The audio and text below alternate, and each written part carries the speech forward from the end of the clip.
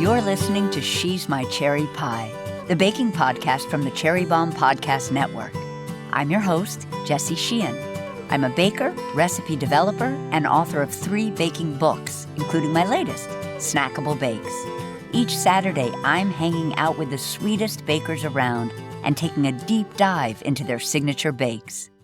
Today's guest is Sally McKenney, the baker, author, and photographer behind the blog Sally's Baking Recipes, otherwise known as Sally's Baking Addiction.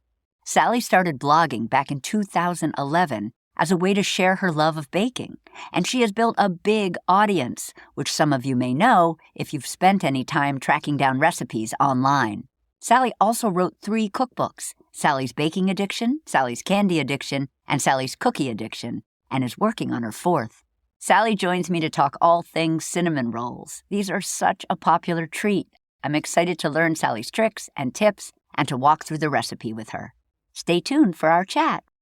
Thank you to Plugra Premium European-style butter for supporting today's show. As some of you know, I've been a big fan of Plugra for some time now and was introduced to it at my very first bakery job when I was just a newbie baker. Fast forward to today, I'm a professional baker, cookbook author, and recipe developer, and I continue to rely on Plugra for all my baking needs. My fridge is always stocked with Plugra sticks and solids. I especially love that Plugra contains 82% butter fat. The higher butter fat content means less moisture and more fat, and as bakers know, fat equals flavor. Plugra butter is also slow churned, making it more pliable and easy to work with. I do a lot of baking this time of year for work and for myself and my family. Comfy bakes like my pistachio chocolate anytime buns and cinnamon sugar buttermilk donut holes, and I always reach for Plugra unsalted butter. I've also been making a lot of yeasted breads lately, and I love the buttery flavor Plugra adds to my dough. Plugra Premium European-style butter is the perfect choice from professional kitchens to your home kitchen. Ask for Plugra at your favorite grocery store or visit Plugra.com for a store locator and recipes. Let's check in with today's guest. Sally!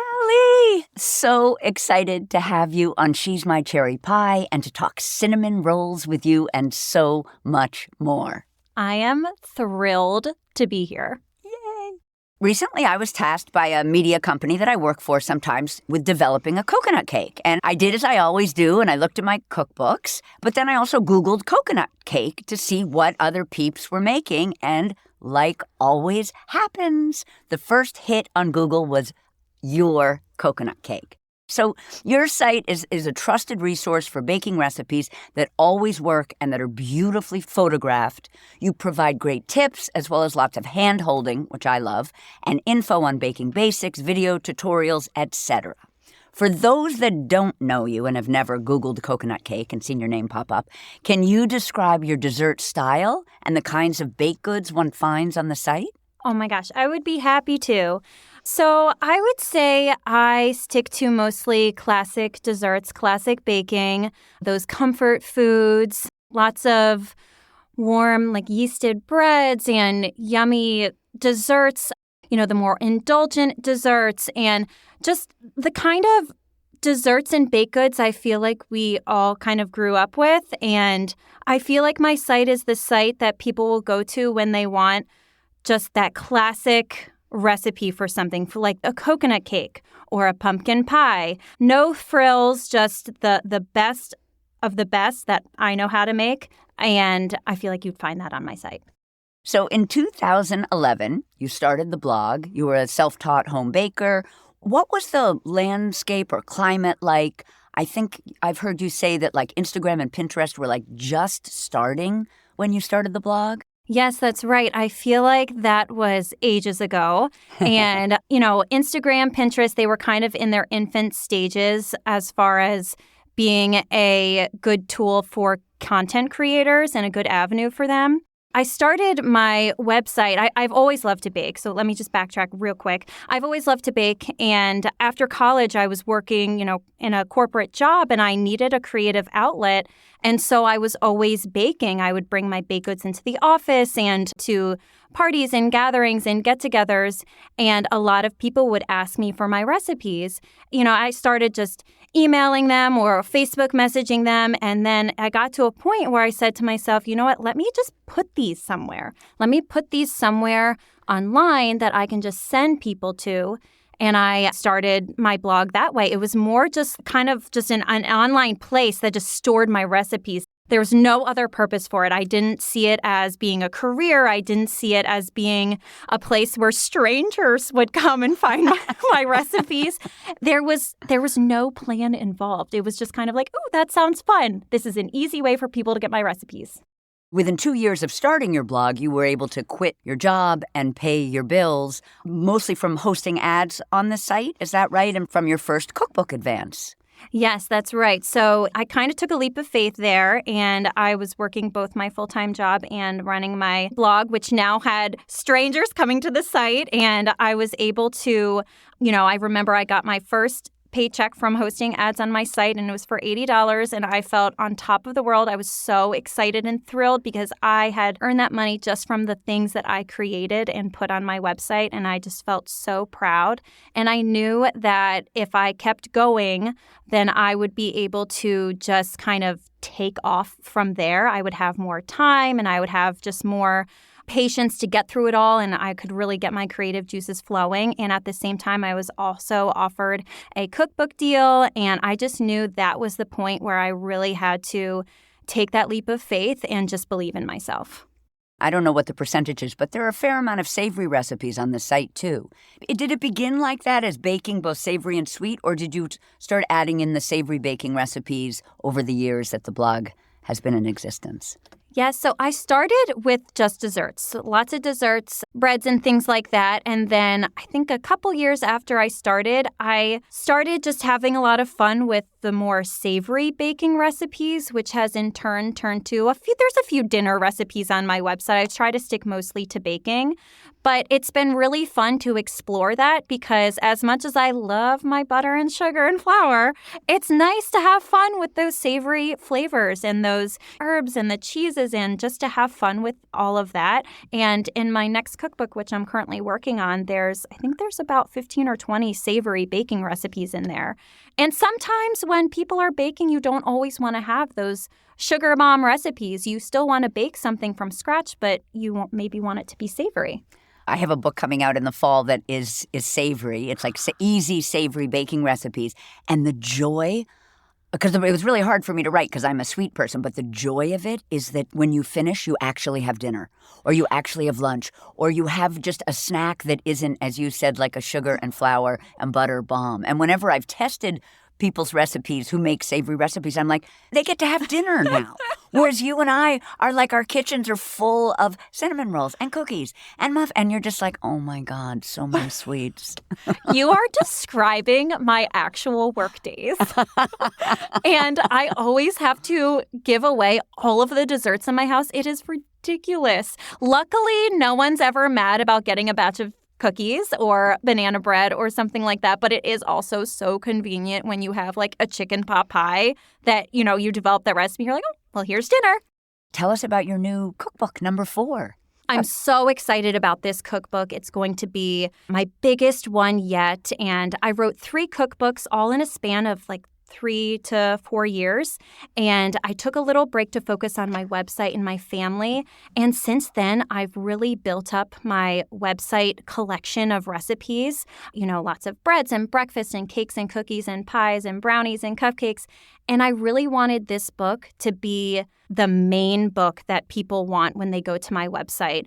When they want, okay, Sally, what's your cookbook? What can I get? I want to direct them to this book because it's going to include my very popular favorites, those favorites that have been published on my site since my last book, along with some new creative ones too. So I have about 25 to 30 recipes in the book will be from my website, those big popular reader favorites. And then about 75 will be completely new that aren't available on the website. I've had such a long break between my last book that I am filled with ideas, and it has been so much fun to work through this book. I'm very excited. It's going to come out in 2025. Yay! How many recipes? It's going to be about 100, and if my creative juices still keep flowing, we might be able to push it to 110, but I'm getting at least 100. Incredible. I can't wait. Can you tell us a little bit about Sally's Baking Challenge? Oh my gosh, I would be happy to. So Sally's Baking Challenge is kind of a tradition I started on my website back in 2017. And it was just a mindless little decision. And I said, wouldn't it be fun if I had a recipe every month that everyone can make, and they'll send me their pictures, and there will be a random winner at the end of the month, just to have like more of that community sense. And again, there was no planning whatsoever. I just kind of launched this, and the feedback was so positive and so wonderful that I kept it up, and every month there would be more and more participants. They would be sharing with their friends and family who would then participate. And every month I feel like I got 100 more participants, and that, and the other thing. I think I got to like 1,200 participants one month. I was so excited, and it's been so much fun. I did take a break from it last year to really focus on my manuscript for this book, but I relaunched it this past January. I have never seen so much participation ever. It has been so lovely. Everyone is very excited that it's back. It's just kind of a way for me to like foster my community in the baking world. And I feel like, in 2020, when COVID hit, I feel like a lot of people leaned on this, one recipe a month challenge to kind of feel connected to other bakers in the community. So I have a big Facebook group with tons of members who are very passionate about baking. And then I think that in 2020 and 2021, it was just a way for us all to feel like we were connected. We're all baking the same thing, having a lot of fun. And then readers submit their photo, and a winner is selected at the end of the month randomly. And I kind of try to think of it less as a competition and more as just a community bake. It's just something that we're all kind of doing together. We'll be right back. Today's episode is presented by California Prunes, the best kind of prunes out there. I'm a big fan of California prunes for two reasons. They're a great addition to your pantry when it comes to smart snacking and baking. California prunes are good for your gut, your heart, and even your bones. They contain dietary fiber and other nutrients to support good gut health, and vitamin K, copper, and antioxidants to support healthy bones. I've started making myself a daily smoothie, which is a great vehicle for incorporating healthy foods into your diet. One of my favorite combinations right now is blueberries and kale with some prunes added for natural sweetness and depth of flavor.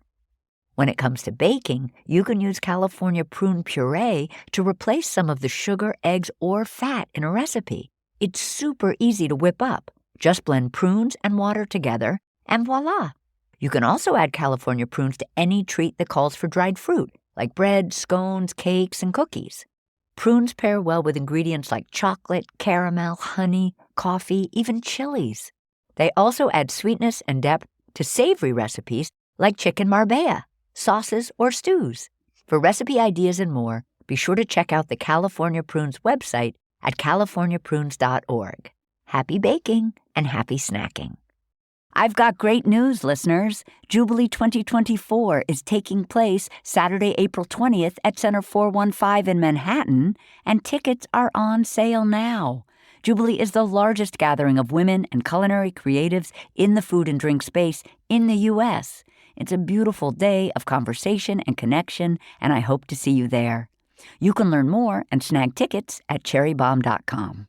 Now back to our guest. Now we're going to talk about your overnight cinnamon rolls, which again, if you Google, because I've done it, cinnamon rolls, this recipe will show up, probably number one. What is also really special about your recipes, at least for me, is I feel you do this kind of description of what it is the person's going to be engaging in and making and what the product is going to taste like, which is really nice and revealing. And you write, this recipe yields a pan of buttery, soft, gooey, cinnamon sweet, and extra fluffy homemade cinnamon rolls topped with tangy cream cheese icing. So peeps, that's what we're going to talk about.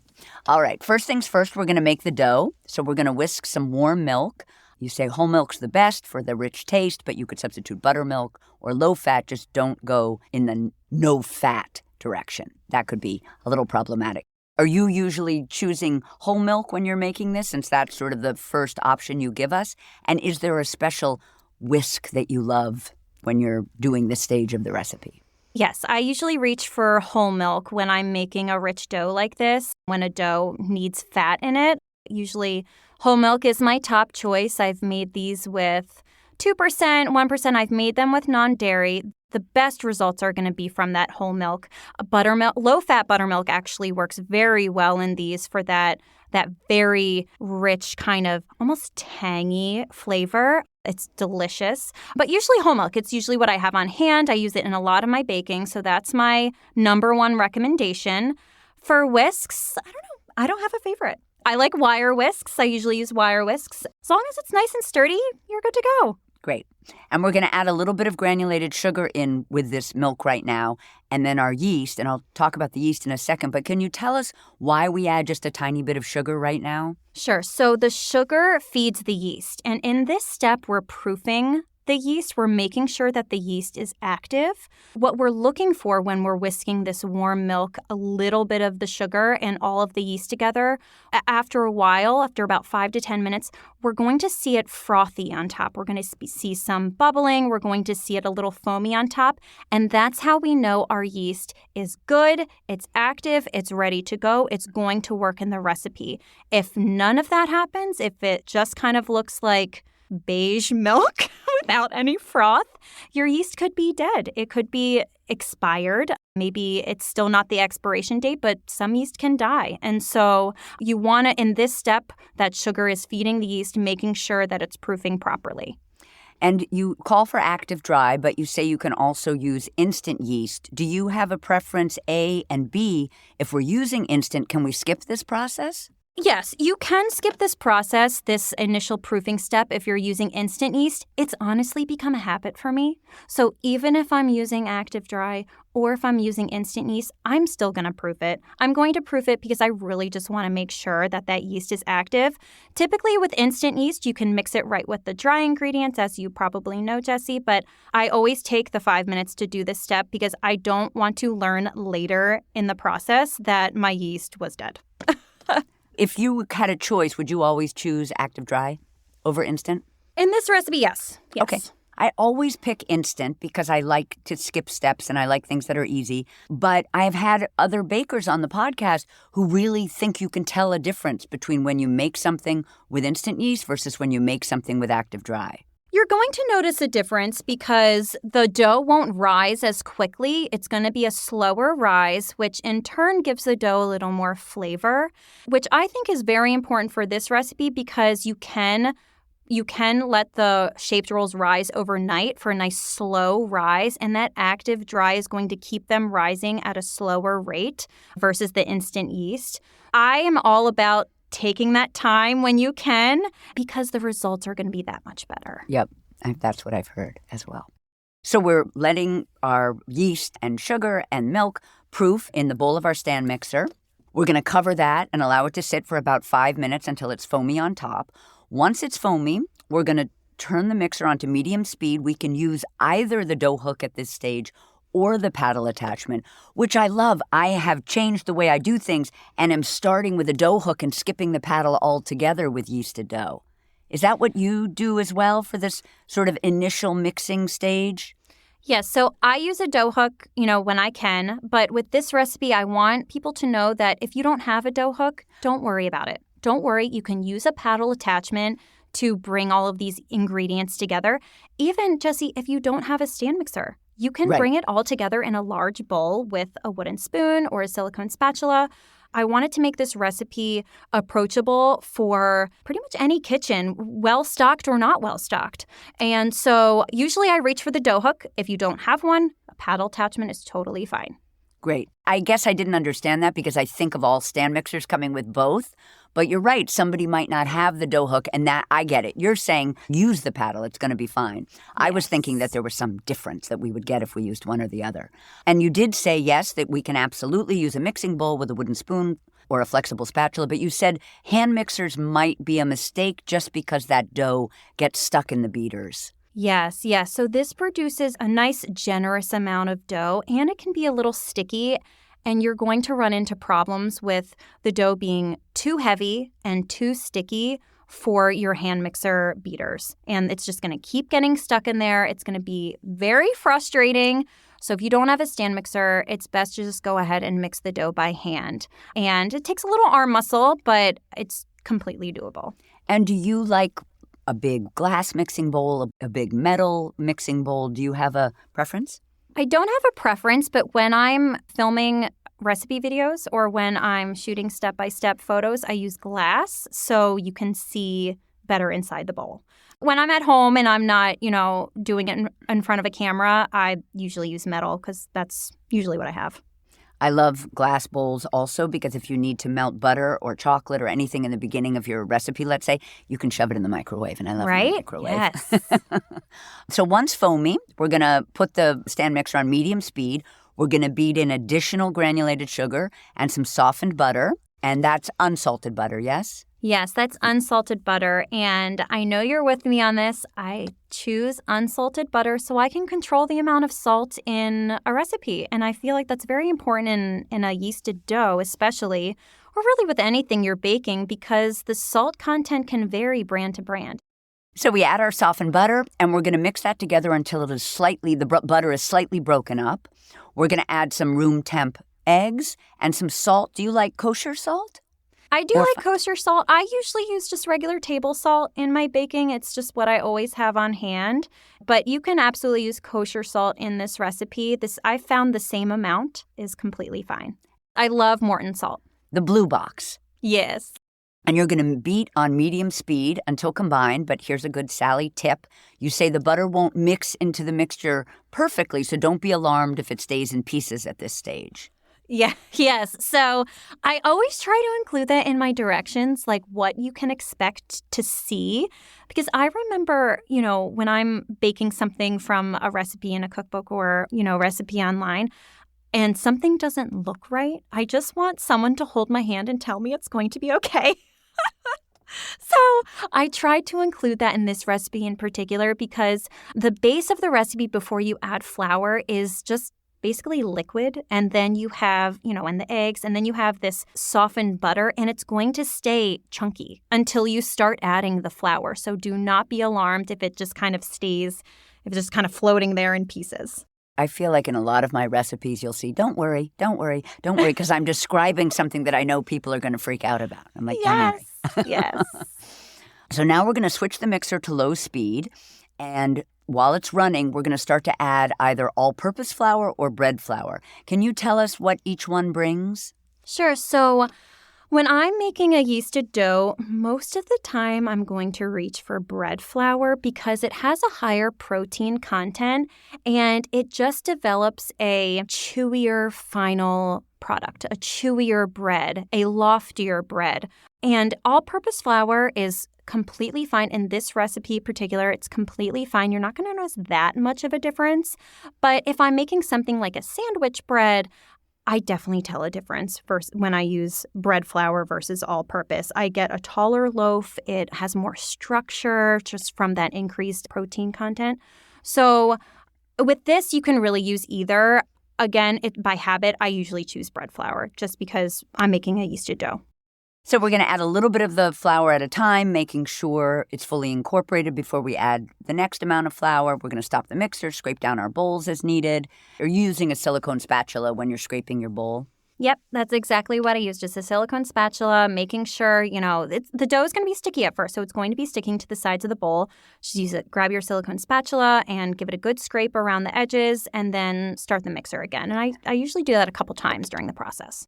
Then once all of the flour is added, we're going to beat the dough until it comes together and pulls away from the sides of the bowl, which should take about 3 minutes, but the dough will still be quite soft at this stage. Yes, that's right. So after all of the flour has been added, I want people to know that it's still going to be soft. It's going to be soft. You're not looking for a super firm dough, and you want it to be a little tacky for the next step when you're kneading it because that's just going to help create those extra soft rolls. So after all the flour is added, you're just going to keep mixing it until it pulls away from the sides of the bowl. If it's not, after 3 minutes, you can add a little more flour just until you get that consistency. And then again, keep in mind the dough will be soft. And will it clean, like literally, like sometimes when I make a dough, it will literally clean the sides. And sometimes it's a little stickier, so there'll be a bit of dough on the sides, but mostly it's around that hook.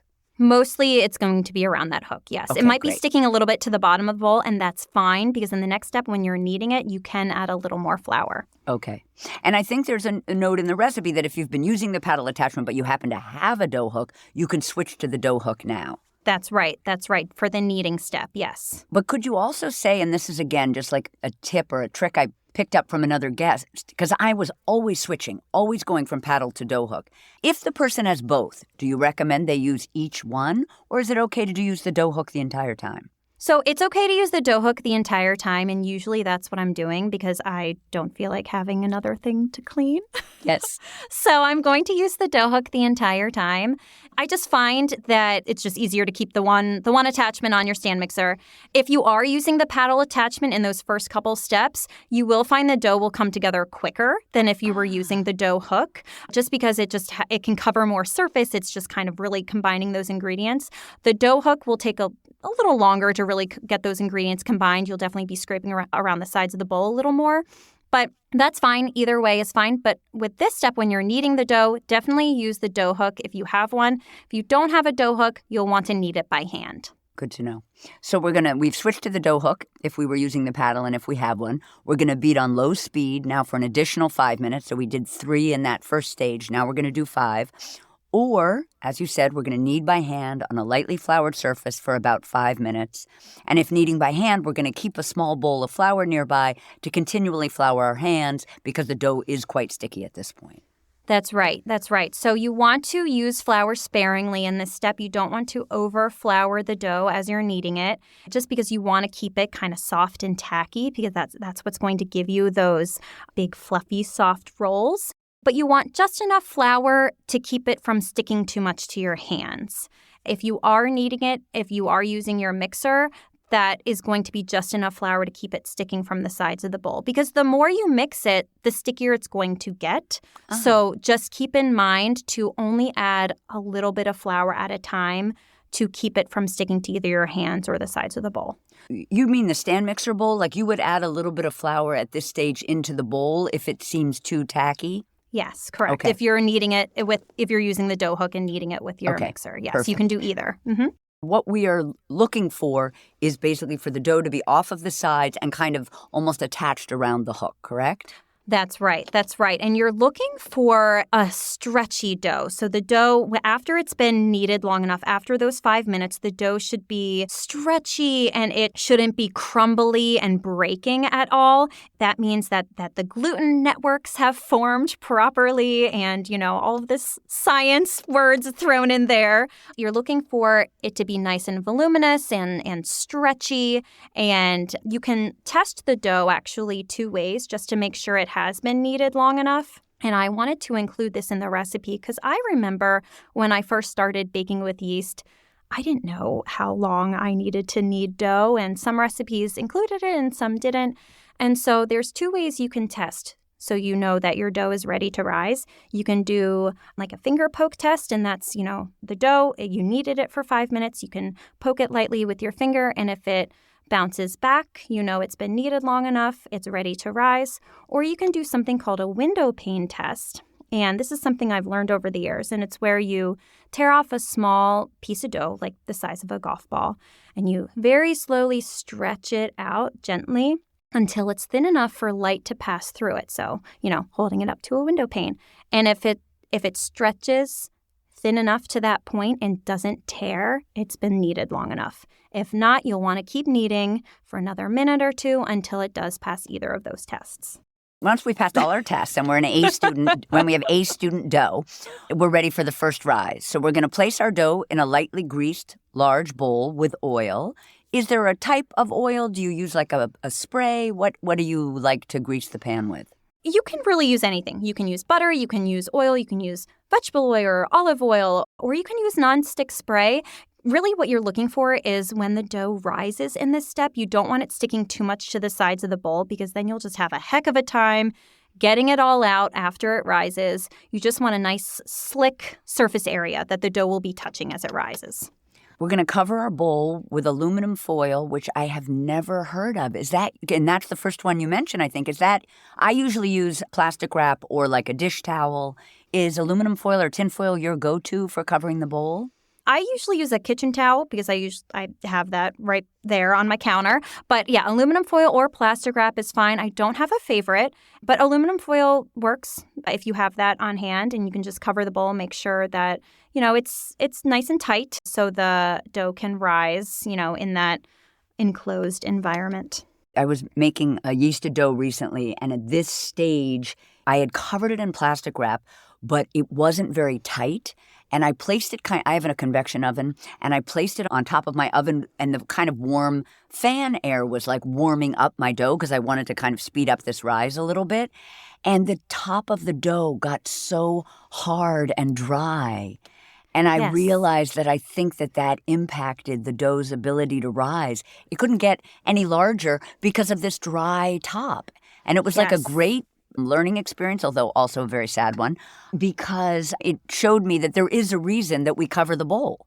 Yes, that's right. That has happened to me so many times. Yeah. I have not closed it tight enough. And then you're right, it kind of creates this barrier. And then the dough can't rise anymore, and you have to start all over, or you can continue, and your baked good just probably won't be as it should be. So you want to make sure that it's nice, it's airtight in there. Yeah. So now we're going to let it rise in a relatively warm environment for about 2 hours or until it doubles in size. And this is happening on the counter. But I have to tell you, on Christmas morning, I made cinnamon rolls, and I needed to speed things up because I was worried my kids were going to wake up. And so I did what I've never done before, which is I heated up the oven, then I turned off the heat, and then I put the bowl in there. Oh my gosh, Sally, they rose so quickly. And I'm sure that I sacrificed maybe some flavor in not letting the rise be long enough. But do you ever do that? It was brilliant. Yes, I do that all the time. I have young and patient children, and sometimes we just need our cinnamon roll. Yes. Yeah, so I do that. I do that when I'm in a rush for sure. Again, with that slower rise, you are gonna notice a little bit of a better, more developed flavor. But cinnamon rolls are good no matter what. You have all of that cinnamon gooiness and the icing. You're not going to notice a huge flavor difference. So yes, I take the shortcut when I can. I heat the oven to a pretty low heat, usually around 150 Fahrenheit, and turn the oven off, and I stick the dough in there. I let some of that warm air come out a little bit, then I shut the oven door, and there you go. There's your warmer environment for the dough. It's such a great trick. I don't know why it took me so long to do it, but anyway, I'm in love with that trick.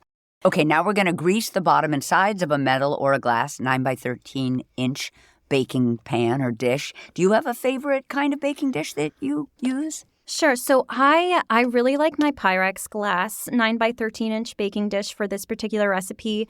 Metal is also great. I like glass because I can see when the edges of the cinnamon rolls are nice and browned. I do the same thing with pies. When I'm making pies, I like to use glass because I can see that the bottom of the pie, especially is cooked through. You don't have those soggy bottom pies. I do the same thing with pies. And my tip, I feel like, with this step is to just kind of avoid ceramic if you can, because ceramic baking dishes are thicker usually, and cinnamon rolls that are this large just will not bake as evenly. So I prefer metal or glass, and I recommend that to readers at home. So we're going to grease the pan, and then you say, or you can line it with parchment. So you don't do both. You're either greasing it all, or you're putting down a piece of parchment and then maybe just greasing the sides. Because I usually do both. I grease, put down my parchment, and then I don't grease the parchment. But right, yeah. I usually don't grease the parchment if I'm using parchment. I understand why you grease the pan, probably to help the parchment stick. Am I right? Yeah. Yep. So, which obviously is a great, it avoids the headache of that parchment paper not fitting or not, being, it's usually hard to work with when you're putting it in a pan, parchment paper is. But I usually use either. I don't usually grease the pan when I'm using parchment paper. I just kind of haphazardly put it in there. And once I get a cut cinnamon roll in there, usually I'll move the parchment paper to make sure that it is evenly in the pan once I have some weight on it. But you don't worry about the roll sticking to the sides of the pan? No. Yeah. If it's just a bare pan, I am greasing it. But with a parchment paper, I do not grease it. Oh, because you're making like a parchment sling so it goes up the sides of the pan? Yes. Yes. Yes, I love that. Yeah, because we'll get to that, but that's what I'm always with cinnamon rolls. Do I want to serve them out of the pan I made them in? Do I want to invert them? But we'll get to that. So at this point, we're going to punch and roll out our dough. So we punch down dough to release air. Remind us why that's important, because I feel like for somebody who's been doing this for a long time, like the punching is new to me. I was always like, oh, look at all the beautiful yeasted dough here. I don't want to touch, I don't want to hurt all of that beautiful air and lightness it has. But punching is important. It is in this recipe, and there are several recipes out there where you don't want to deflate any of the air. With this recipe, because you need to shape them, you'll want to just release the air before you turn it out onto your work surface, just so it's easier to roll out, because you don't want a lot of air bubbles in the dough as you're rolling it out, and then as you're rolling it out into the big rectangle, which we'll talk about in a second, and then rolling it up, because then you're going to have all these air bubbles, these gaps between the cinnamon filling and the dough, and then it's just not going to rise as much. So you want to make sure you're getting out a lot of the air. I mean, it's a gentle punch. And then when you're rolling it out, it's going to release the air anyway in that step too. So I just kind of give it a little head start. So now on a lightly floured work surface using a lightly floured rolling pin. And I wondered, do you like a French pin? Do you like a pin with handles? I love all pins. I love all rolling pins. I usually use a wooden rolling pin. It's just kind of what I've been using over the past several years. French rolling pins are great too. I really like French rolling pins for pie dough. I feel like it really helps me get a nice even thickness. With a yeasted dough, with this one, it doesn't matter as much. You don't have to be as precise. So just a regular wooden rolling pin is fine. So we're going to roll the dough into a 12 by 18 inch rectangle, and the dough will be smooth. We want it smooth, evenly thick. If the dough shrinks as you roll it out, you need to cover it lightly and let it rest for about 10 minutes to relax gluten, and then it's going to stretch out more easily. I'm so impatient that I never do that, even though I know I should. It's like I waste more time fighting my dough than if I just let it rest for 5 minutes. I am the same way. Do as I say and don't do as I do. Right. Because I am the same way. I get frustrated and impatient, and I just keep adding pressure and rolling it out. Why won't you stay in the same shape? But in reality, if you just give the dough a break, it has went through enough with all of the rolling, and it is just fighting you on this. It's not keeping its shape. It's shrinking back. Honestly, if you just cover it, I just cover it with a clean kitchen towel, and I return to it in just 5 to 10 minutes. It will keep its shape then, because the gluten has had a chance to relax. It's not mad at you anymore, and it will stretch out much easier. Now we're going to spread the filling on the dough. We're going to spread some softened butter, and you say the softer the butter is, the easier it is to spread. Maybe microwave it a little bit if needed. Obviously, be careful. We don't want to melt it. We're going to spread that over the dough, and I don't know why I do this, because now I'm not going to anymore. But you don't seem to have borders. You're just brushing to the edges, which makes perfect sense. I was always making a border when I was cinnamon roll making. No, I want every last inch of that dough covered. Of course. And I was just going to ask, because my own recipe, because next we're going to be sprinkling sugar and cinnamon. We'll talk about that. But I'm always using melted butter with the cinnamon sugar and making a paste. But sometimes I have found that the paste is really hard to spread on the dough. Is there a reason why you are not using melted butter and just softened butter and then sprinkling on the other ingredients? So I've found with this recipe, I've tested it with melted butter with this recipe and a few others. I find that the filling gets a little greasy and almost too gooey. I kind of want it to keep its texture a little more, and I use super soft butter, so even softer than, the butter you used in the dough, just so it's nice and easy to spread. I feel like it holds on to that topping a little more, which will then become the filling, and it becomes nice and gooey, but it doesn't become greasy, and it doesn't melt out of the bottom. As the rolls bake, I feel like when I've used either too much filling or melted butter in the filling, too much of it, and then it kind of just pools at the bottom, and then it might burn. We're going to spread with our softened butter. Then we're going to combine cinnamon and either light or dark brown sugar in a small bowl. So I really like McCormick brand cinnamon, and I also like Penzi cinnamon. McCormick is just very easy to find, I feel like, in most grocery stores. Also, it's based out of Maryland, where I live, so I am a little brand loyal there. So you'll mix that with the brown sugar. We're going to mix those together in a small bowl. Then we're going to sprinkle it evenly over the butter. Sometimes in situations like this, I will pat the sugar just gently to make sure it sticks to the butter. But is that really not necessary here? Because with that softened butter, it just sticks and you're ready to go. I find it sticks really well because I am using a generous amount of butter in this filling. I find it's no problem sticking. If it is kind of loose, then packing it down like you described is definitely helpful. Yes. Great.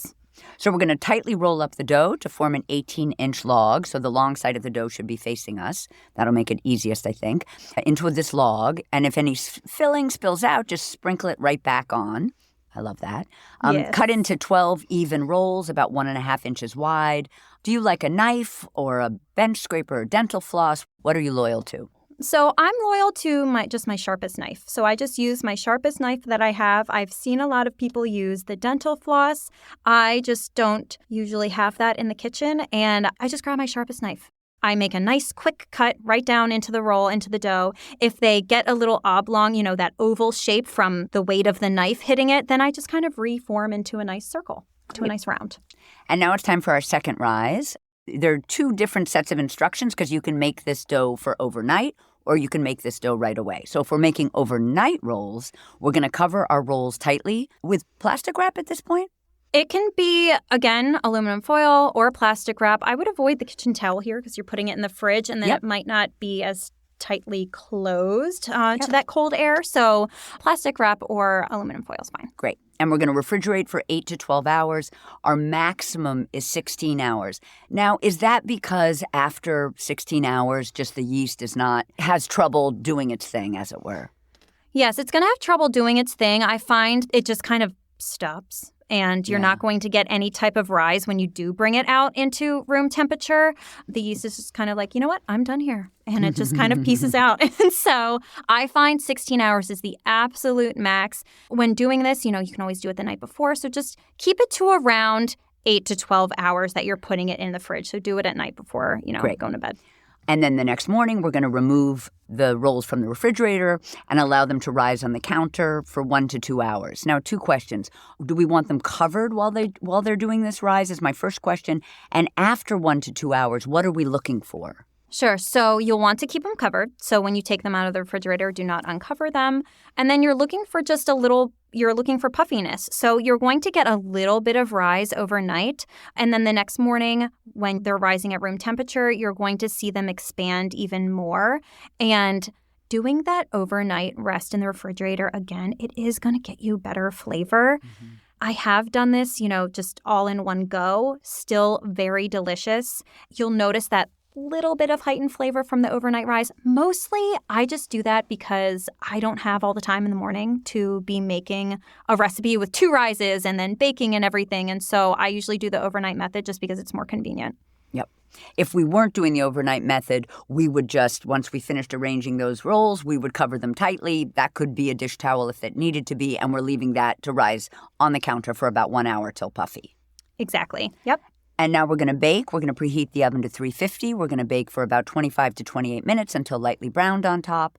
Though after about 15 minutes, we're going to tent the rolls with a piece of aluminum foil if the tops are browning too quickly. Right. So, you could have hot spots in your oven. Usually I bake these on the center rack. If for some reason your oven runs hotter than others and you notice the tops are browning too much, very quickly, after only about, 10 to 15 minutes, you'll want to tent the whole pan with aluminum foil, which will kind of protect those tops and make sure the rolls, the tops and the bottoms and the centers all bake evenly.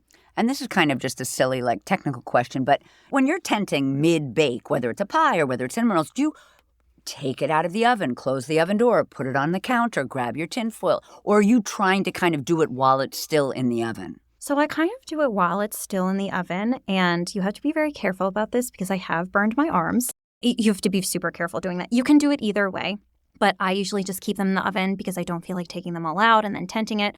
My oven has, racks I can pull out, so I pull them out, I tent it. I try not to let the aluminum foil touch the top because I don't want the top of what could be still sticky rolls sticking to the aluminum foil, and then I, shove, the rack back in and I close the oven. I try to make it a quick process, so I already have my foil cut from the box and it's ready to go. It's in my hands, open the oven, and I try to do it as quickly as I can so not too much hot air gets out. All right, one more question. Are you trying to, with your fingers, crimp it around the edges? So, like, I have a convection oven, so I have things that fly around in my oven because of the fan. But can you just kind of almost lay the tinfoil on and it will stay put? Or do you have to work with it to kind of make it stick to the pan?